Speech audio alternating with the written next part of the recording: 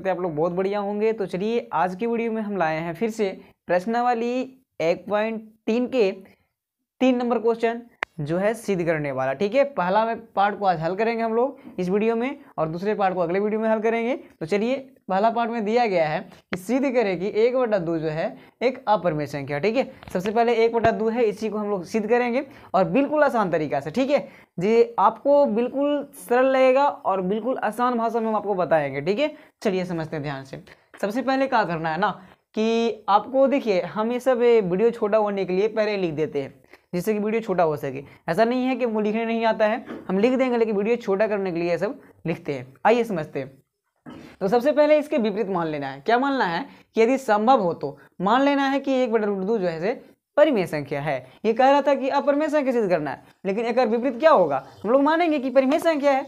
ठीक है, तो चलिए अब समझेंगे। सबसे पहले जब हम ये मान लिए तो देखिए किस प्रकार से होगा। माने इसलिए लिखेंगे कि 1/√2 बराबर P/Q लिख सकते हैं ना। ठीक है, इसके बाद में यहां आपको लिखना है जहां P और Q दो पूर्णांक है।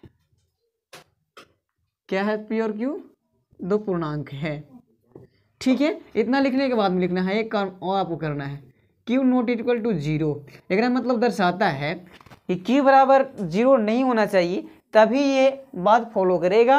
अन्यथा Q बराबर 0 अगर हो जाता है तो वो अपरिमेय संख्या हो जाता है। ठीक है, चलिए तो इतना लिखने के बाद में आपको क्या करना है, थोड़ा सा एक काम करना है आपको कि परिमेय संख्या को एक साइड और अपरिमेय संख्या को एक साइड करना है।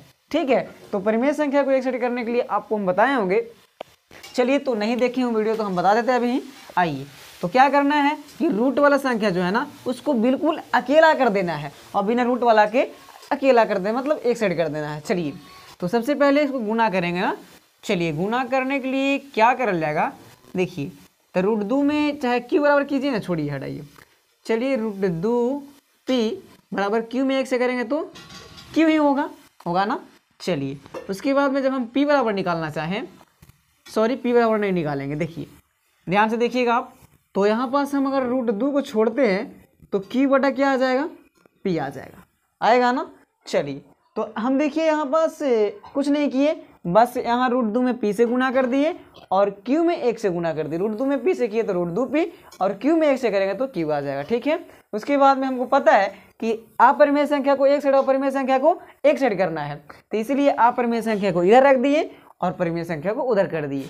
चलिए तो यहाँ पास आप देख रहे हैं कि ये भागफल के रूप में दोनों परिमेय संख्या है, तो आपको लिखना है कि चूंकि दो परिमेय संख्याओं का भागफल परिमेय ही होता है। ठीक है, इतना लिखने के बाद में आपको बस कुछ नहीं करना है, आपको करना है कि छाड़ देना है कि परिमेय संख्या कौन है, अपरिमेय संख्या कौन है।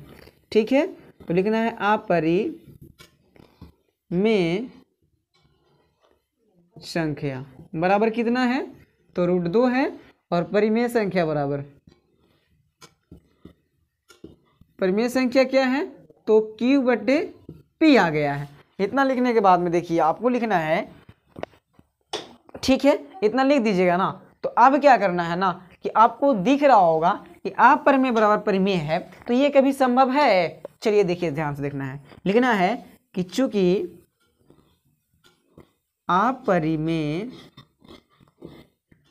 संख्या बराबर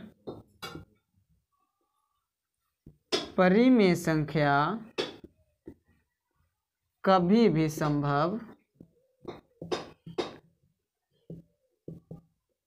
नहीं है। क्या है, नहीं है। क्यों संभव नहीं है, क्योंकि आप जानते हैं कि अपरिमेय संख्या बराबर परिमेय संख्या हो सकता है, कभी नहीं हो सकता है। इसलिए हम ये बात लिखें कि चूंकि अपरिमेय संख्या बराबर परिमेय संख्या कभी संभव नहीं है। चलिए तो इसलिए हमारी जो मान्यता थी, इसलिए हमारी मान्यता गलत थी कि 1/√2 एक परिमेय संख्या है।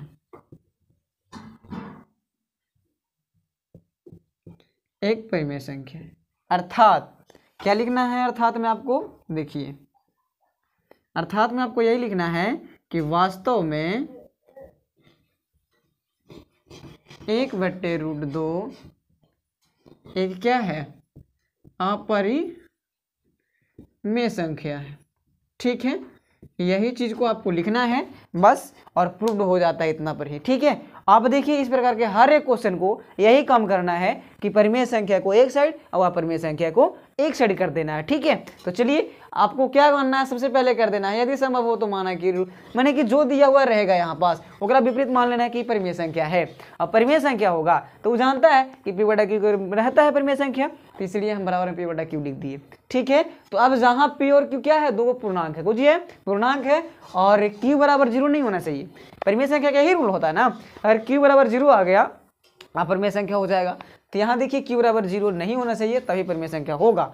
ठीक है, आइए तो इसको थोड़ा सा हम हल करेंगे ना, तो देखिए हल क्या करना है, हल करके आपको क्या करना है कि परिमेय संख्या को एक साइड और अपरिमेय संख्या को एक साइड कर देना है। एक साइड करने के बाद में ये काम करना है, दो परिमेय संख्याओं के भागफल। तो भागफल में क्यों लिखिए? क्योंकि देखिए ये भागफल ग्रुप में है, इसलिए हम भागफल लिखे। अगर गुणा ग्रुप में रहता तो गुणा लिखते, घटाव ग्रुप में रहता था अंतर लिखते, अगर जोड़ ग्रुप में रहता था योगफल लिखते। ओके, यहाँ पास चलिए परिमेय होता है अपरिमेय संख्या बराबर कितना है? यहाँ पास √2 है।